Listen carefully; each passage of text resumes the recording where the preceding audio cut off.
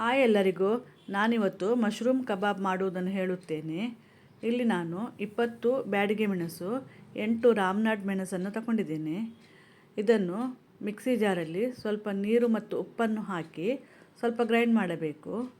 ನಂತರ ಅರ್ಧ tea spoon ಹೀಂಗ್ ಪೌಡರ್ನು ಮತ್ತು 3/4 ಗ್ಲಾಸ್ ನೆನೆಸಿದ ದೋಸೆ ಅಕ್ಕಿಯನ್ನು ಹಾಕಿ ಚೆನ್ನಾಗಿ ಗ್ರೈಂಡ್ ಮಾಡಬೇಕು.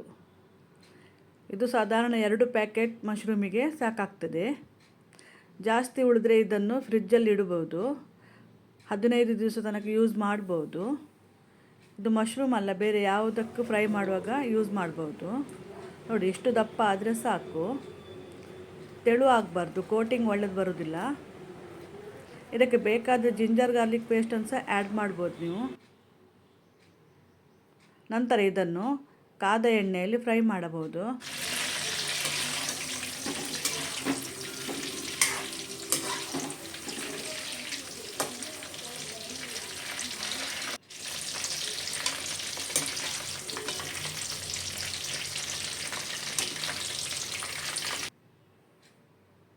ಇದೀಗ ಫ್ರೈ ಆಗಿದೆ.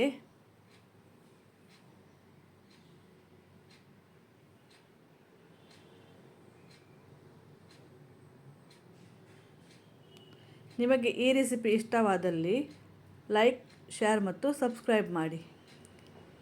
Thank you for watching.